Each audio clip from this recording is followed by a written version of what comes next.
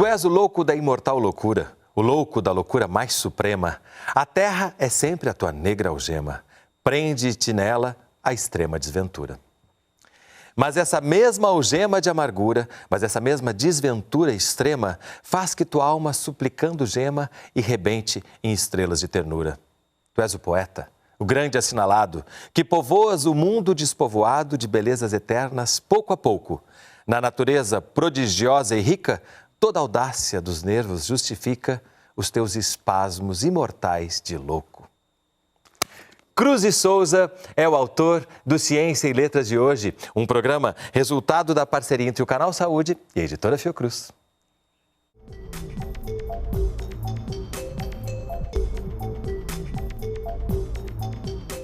Conversam comigo no estúdio do Canal Saúde o professor e escritor Godofredo de Oliveira Neto, autor de Cruz e Souza, o poeta alforriado, e Gilberto Araújo, doutor em literatura brasileira pela UFRJ.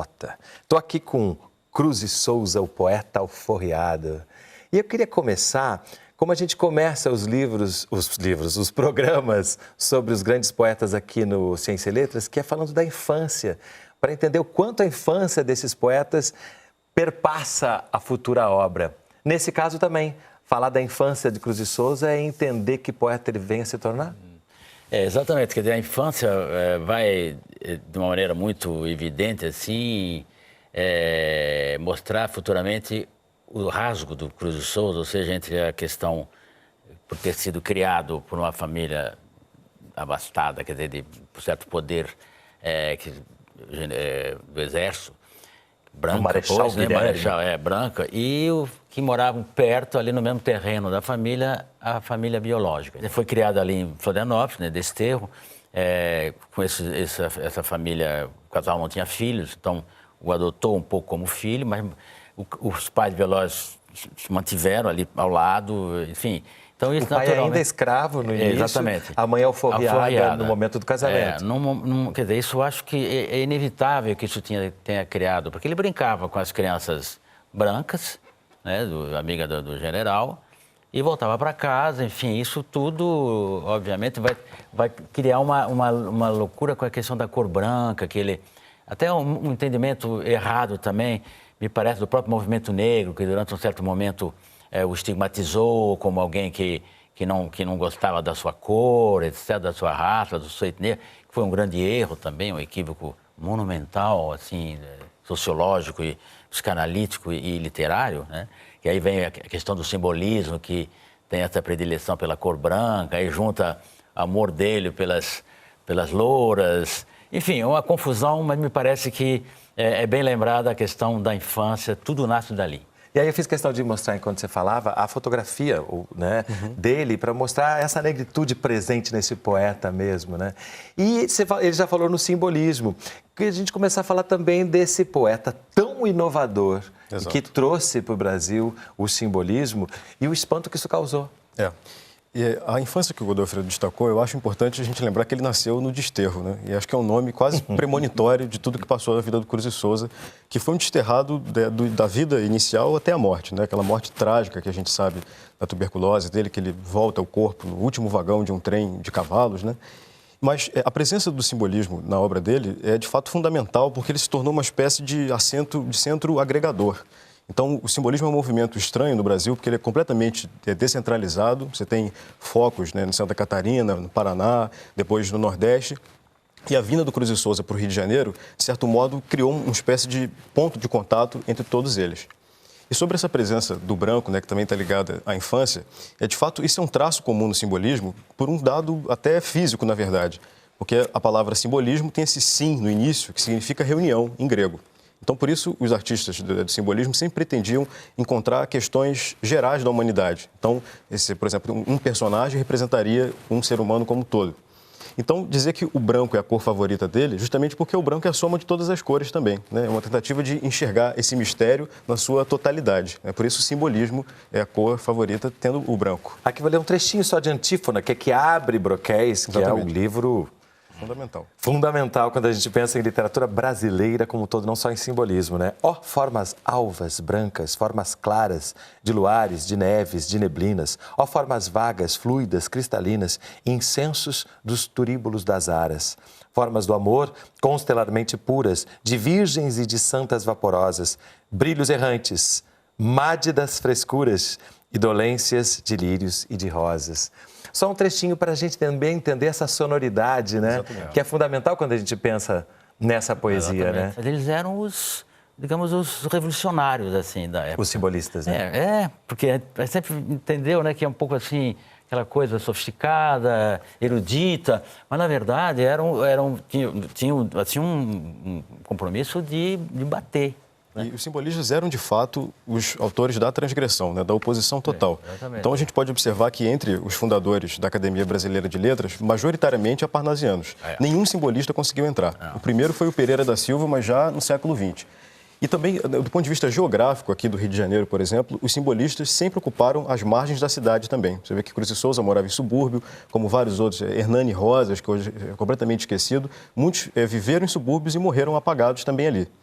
E esse poema que você destacou, o Antífona, eu acho que, de fato, ele é central na obra do Cruz e Souza, não apenas porque ele é o primeiro poema, né, do seu primeiro livro oficial de poesia em verso, que é Broquéis, mas porque ele é um poema apartado do conjunto do livro. Você vê que ele começa antes do livro, é uma espécie de iniciação. Exatamente. E você destacou também essa dificuldade nesse poema, por exemplo, de não ter um significado claro, mas pelo som você conseguir depreender algo. Isso é decisivo na obra do Cruz e Souza e de vários simbolistas. Esse primeiro verso, por exemplo, ó formas alvas, brancas, formas claras, a gente percebe que esse desejo de expansão que aparece ali vem retratado por esse conjunto de ar, né? Alvas, brancas, claras.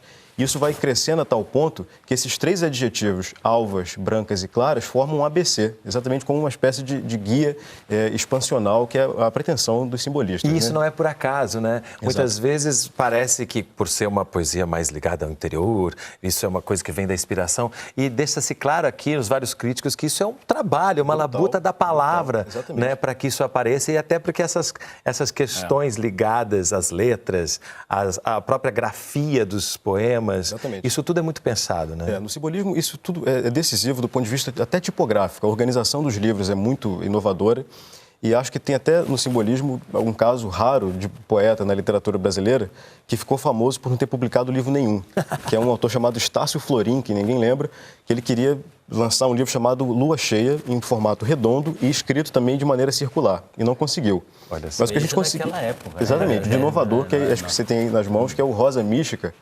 É um livro de 1900, do Júlio Afrânio, que era um pseudônimo do Afrânio Peixoto.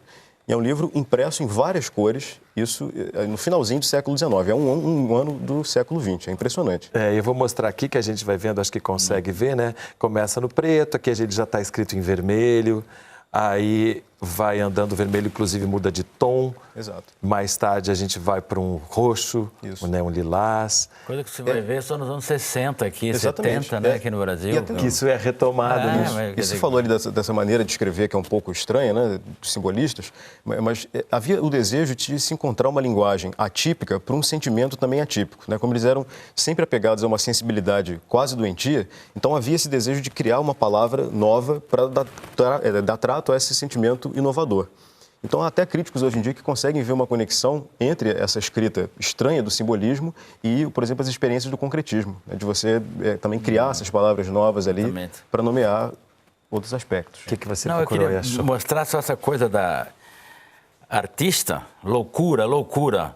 Pode lá isso ser, se tu vens dessa longínqua região desolada, lá no fundo exótico dessa África sugestiva, gemente, criação dolorosa e sanguinolenta de satãs rebelados, dessa flagelada África grotesca e triste, melancólica, gênese assombrosa de gemidos, tetricamente fulminada pelo banzo mortal, dessa África dos suplícios, sobre cuja cabeça, nirvanizada pelo desprezo do mundo, Deus arrojou toda a peste letal e tenebrosa das maldições eternas.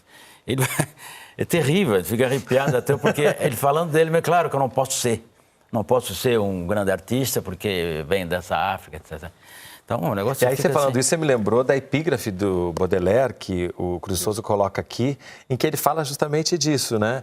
Em algum momento eu tenho aqui isso traduzido, que eu acho que nos dá essa dimensão, né? De como que é difícil para ele dentro dessa estrutura em que ele nasce e convive, ser o grande poeta que ele era. Mas esse problema do negro na obra do Cruz e Souza, como o Godofredo falou, a crítica teve leituras muito rasteiras disso daí. Exatamente. E muita gente pensa que Cruz e Souza teria se embranquecido e teria sido um escritor alienado. Mas, ao contrário, ele lutou abertamente pelo abolicionismo, fez inclusive palestras na Bahia, comovendo plateias. E o traço da negritude na obra dele é sempre um problema. Então, não é nem o discurso efusivo de vou libertar todos os negros, mas também não é a da aceitação dessa condição passiva. E é exatamente, eu acho que é o primeiro poeta brasileiro em que a gente vê, pós-abolição, como é que essas marcas da escravidão estão entranhadas na psique do poeta. Porque você vê, por exemplo, em Castro Alves, o negro ainda é uma realidade muito coletiva. Né? Você vê que no navio negreiro vê o albatroz de cima e observa aquela coletividade. Cruz e Souza é o negro por dentro, né? Então é uma outra perspectiva. Dentro desse livro Vida, do Paulo Leminski, onde ele narra poeticamente biografias incríveis, além do Cruz e Souza também, ele fala de Jesus, né? Ele fala de Bachot e de Trotsky. Ele fala dessa diferença entre escrever sendo Castro Alves e escrever sendo Cruz e Souza. Exatamente. Mais sobre o poeta, o Cisne Negro, no próximo bloco. Não sai daí, a gente volta já.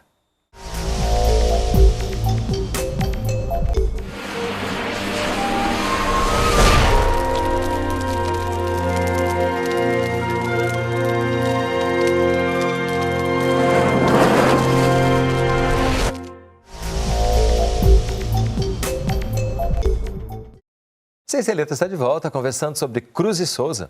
Comigo no estúdio do Canal Saúde, Godofredo de Oliveira Neto e Gilberto Araújo. A gente falou aqui no bloco anterior sobre, vou usar um termo que não sei se aplica, mas sobre a militância dele contra a escravidão, né? Por mais que muitas vezes as pessoas queiram negar isso. Tem um poema aqui chamado Escravocratas. Ó trânsfugas do bem que sob o manto régio, manhosos, agachados, bem como um crocodilo, viveis sensualmente à luz de um privilégio, na pose bestial de um cágado tranquilo. Eu rimo de vós e cravo-vos as setas ardentes do olhar, formando uma vergasta dos raios mil do sol, das iras dos poetas, e vibro-vos a espinha, enquanto o grande basta, o basta gigantesco, imenso, extraordinário, da branca consciência, o rútilo sacrário, no tímpano do ouvido, audaz me não soar. Eu quero um rude verso altivo, adamastórico, vermelho, colossal, de estrépito gongórico, castrar-vos como um touro, ouvindo-vos urrar. É terrível, né? É de uma potência, né? É de uma maravilha. Como dizer que ele não... E normalmente você vê que ele, quando ele associa figuras do poder, ele utiliza animais que são desprezados pela tradição lírica, né? Parece um cágado aí, até por semelhança fônica, uma palavra desagradável, né, do português.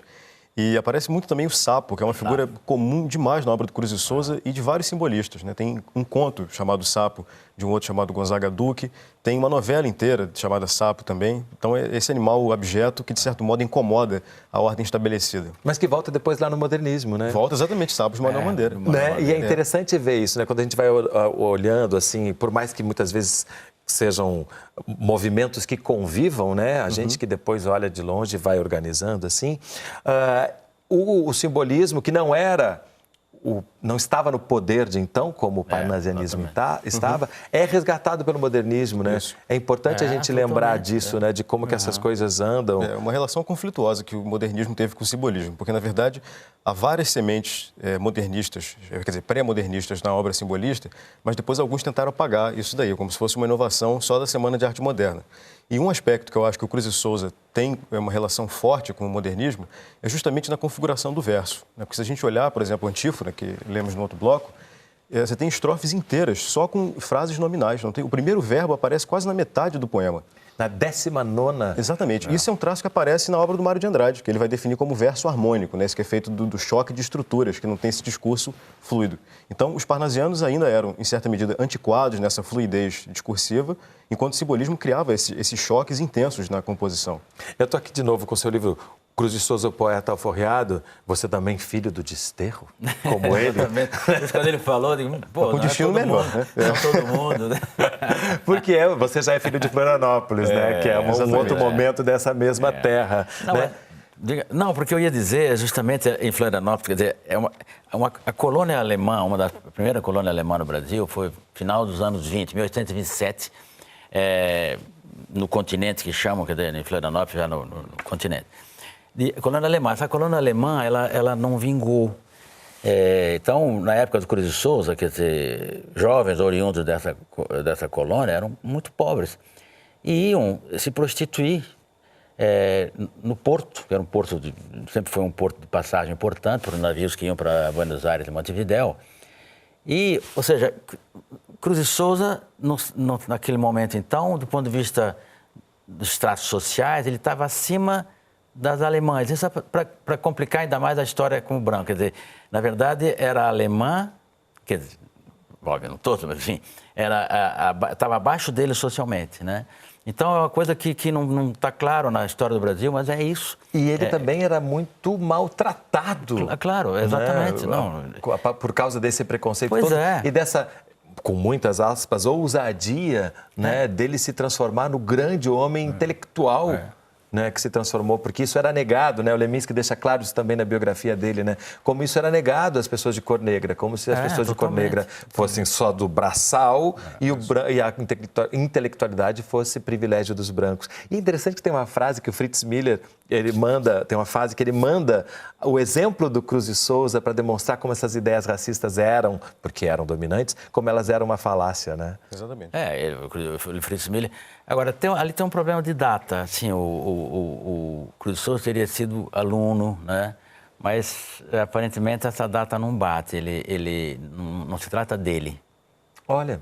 O Iapanã Soares acho que fala disso aí também. Não é.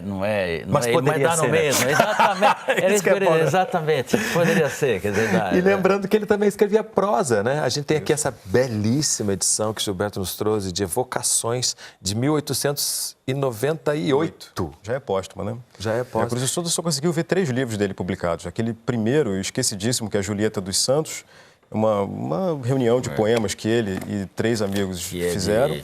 Depois, Missal e Broquesh. O restante todo é póstumo. E foi bom você ter destacado a ideia da prosa, porque esse é um gênero que prolifera com muita intensidade no simbolismo, que é justamente o poema em prosa, né? Essa configuração estranha que, ao mesmo tempo, é uma rebeldia contra o poema metrificado, mas que também não tem uma história narrada como um conto ou uma novela. É uma forma extremamente ambígua, né? A meu ver, ela é uma espécie de caminho para chegar ao verso livre, né? Um pouquinho depois. Eu mostrei aqui agora a Julieta dos Santos, que é uma raridade também que você trouxe para nós aqui. Cruz de Souza, Virgílio Várzea e Santos Lostada. Simbolistas esquecidos. E, sem dúvida, Cruz de Souza, ele é a síntese, né, desse movimento, né? O grande nome. Né? E essa ironia que eu acho fantástica, de ser justamente um menino que veio da senzala, né? E que, quando era menino, era completamente reverenciado, porque era bonitinho ver aquele menininho preto falando nos saraus, mas que, quando cresce, começa a ter negada a participação dele na dita sociedade e tal, até que, graças à genialidade dele, ele consegue, com muitas amizades e com muitos admiradores, conseguir um seu lugar, não o lugar, claro, que merecia. Mas é interessante ver, né, como essa hipocrisia rondou a vida dele. Agora você vê, ele sempre, na verdade, ele vai casar sempre com negras, né? Isso, a Gavita, né? A Gavita, é sempre, quer dizer... Ou seja, isso também é um dado assim, importante, no sentido de dizer, bom, não é casa com quem quiser, né? Mas, enfim, ele casava com negra, quer dizer, casava relações com negras, né? E a Gavita, então, que teve esse momento, né, de loucura, que também é fundamental, que ele esteve ali do lado dela, tem um poema chamado Mudez Perversa. Que mudez infernal teus lábios cerra, que ficas vago para mim olhando na atitude da pedra, concentrando, no entanto, na alma convulsões de guerra. A mim tal fel essa mudez encerra, tais demônios revéis a estão forjando, que antes te visse morto, desabando sobre o teu corpo grossas pás de terra. Não te quisera nesse atroz e sumo mutismo horrível que não gera nada, que não diz nada, não tem fundo e rumo. Mutismo de tal dor desesperada, que quando vou medir com o estranho prumo da alma, fico com a alma alucinada.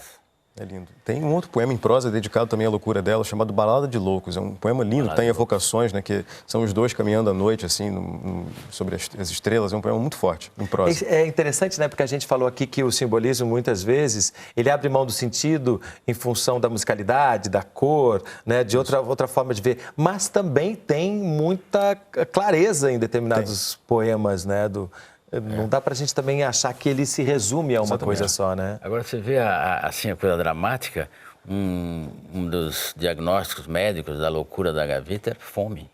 Fome? Fome. o que deixa clara a miséria com que eles viviam em determinado Os filhos momento. que morreram também de inanição, tuberculose, alguns, né? Eles perderam 4 filhos, exatamente. né? 2 morreram com ele em vida. Um pequenininho, exatamente. Um pequenininho. E depois um póstumo. E um filho que ele não conheceu, que teve filho, que gerou o único neto. Que teria ficado com a biblioteca, uma história um pouco apagada, né? Confusa, né? Tem aqui umas curiosidades. Dança do ventre. Torva febril torcicolosamente numa espiral de elétricos volteios. Na cabeça, nos olhos e nos seios, fluíam-lhe os venenos da serpente. Ah, que agonia tenebrosa e ardente, que convulsões, que lúbricos anseios, quanta volúpia e quantos bamboleios, que brusco e horrível sensualismo quente. O ventre, em pinchos, empinava todo como réptil abjecto sobre o lodo, espolinhando e retorcido em fúria. Era a dança macabra e multiforme de um verme estranho, colossal, enorme, do demônio sangrento da luxúria. A questão carnal muitas vezes está presente também em vários dos poemas dele. Isso é essencial dizer, porque muita gente acha que simbolismo só tem espírito e falta matéria, né? Mas ao contrário, são poemas dotados de grande intensidade corporal. Às vezes com um problema, né? Assim, um certo sentimento de culpa muito forte. Mas eu me lembrei agora de um outro texto dele chamado Mater, que eu acho que para quem estuda psicanálise é alguma coisa incrível. Porque conta a história, ele é narrado pelo Cruz e Souza, assistindo ao parto, supostamente, do seu último filho. Então ele está vendo a gaveta parir e naquele momento ele olha para a mulher e encara simultaneamente como esposa e como mãe. E o filho se torna um espelhamento dele próprio. Então você vê que é quase a cena do complexo de Édipo. Você tem ali, né? Sensualismo, culpa, tudo isso muito misturado na obra dele. Essa movimentação dele, assim, às vezes essa irregularidade, né? Também pode ter criado uma dificuldade na crítica. Eu acho que há momentos muito bons, outros menos bons, enfim, como todo mundo. Como toda obra, né? Mas, enfim, nele, naturalmente, que havia o Zé Veríssimo, por exemplo, foi de uma dureza a obra dele, né? E o Tristão da Ataíde depois disse, não, isso foi um das piores páginas da crítica literária brasileira, foi essa crítica do Zé Veríssimo. A crítica criticando a crítica, né? Que é importante que isso aconteça, porque muitas vezes também os momentos históricos em que as pessoas escrevem sobre o que é escrito também é importante, né? O único crítico que, de fato, ali entendeu um pouco isso foi o Nestor Vitor, que era amigo dele e foi quem depois que cuidou dessas edições póstumas aí, junto com o Saturnino de Meirelles. E nessa obra completa que tem cartas que ele manda para o Nestor, né? E é interessante nessas cartas aí, porque você vê que é um estilo de escrita completamente diferente da poesia dele, né? Porque você vê que, por exemplo, Machado escrevendo carta e romance tem semelhança, mas Cruz e Souza é completamente distinto, é quase como se fosse uma persona mesmo, né? E tem várias cartas belíssimas aqui. Meu Nestor, não sei se estará chegando realmente o meu fim, mas hoje pela manhã tive uma síncope tão longa que supus ser a morte. No entanto, ainda não perdi nem perco de toda a coragem. Há 15 dias tenho tido uma febre doida, devido certamente ao desarranjo intestinal que ando. E aí você falou na questão da fome, né? E a gente começa a ver como hoje em dia a gente olha para o poeta, mas que vida difícil. Muito. Que vida difícil, né? Santa Catarina foi muito marcada pela Guerra do Paraguai. E o coronel, pai do Cruz de Souza, Guilherme Marechal, teve na Guerra do Paraguai, teve um cargo importante, etc., né? E quando a Guerra do Paraguai acabou, o Cruz de Souza tinha 9 anos, mas vários pais dos seus amigos, amiguinhos, morreram na Guerra do Paraguai, né? E é de estranhar que não há uma citação sequer sobre a Guerra do Paraguai, alguma coisa. 2 fatos sempre me chamaram a atenção. Esse, quer dizer, que ele não toque nisso, né? Porque era questão, assim, moeda corrente na cidade de Desterro. E a outra é o seguinte, ali perto também é a questão dos índios. Ali até hoje, Florianópolis, na Serra do Tabuleiro, tem uma floresta muito densa, sempre teve problemas, assim, com os índios e a colonização e a profissão de bugreiro. Era uma profissão. Qual era a profissão de bugreiro? Matar índio. Coisa assim, hoje matei 20. Bom. E essa questão também o Cruz de Souza passa ao largo, né? Mas você vê, aí essas questões então podiam ser a questão da mulher também, né? O Biratã Machado, lembra sempre que no Machado, até o Machado já lutava um pouco pela participação, estranhava a não participação feminina, etc. Daí essa entre aspas, alienação mostra, no fundo, aquela história que você falou de psicanálise, né? Dessa história, quer dizer, aquilo que está recalcado, né? Não falar claramente, assim, como a crítica da negritude, mas falando, como a gente detectou aqui, mas é certa dificuldade, na verdade, era sempre uma razão, assim, uma manifestação óbvia, para quem quiser ler, da raiva, do racismo, né?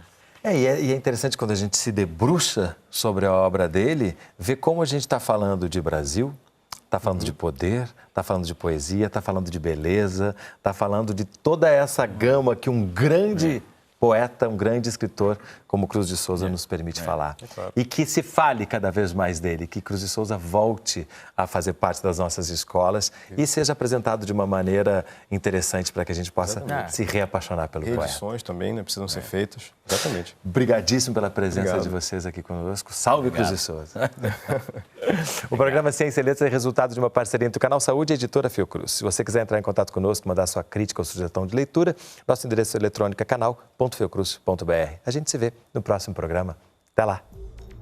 Para entrar em contato com a Editora Fiocruz, acesse www.fiocruz.br/editora ou ligue para 21 3882 9007.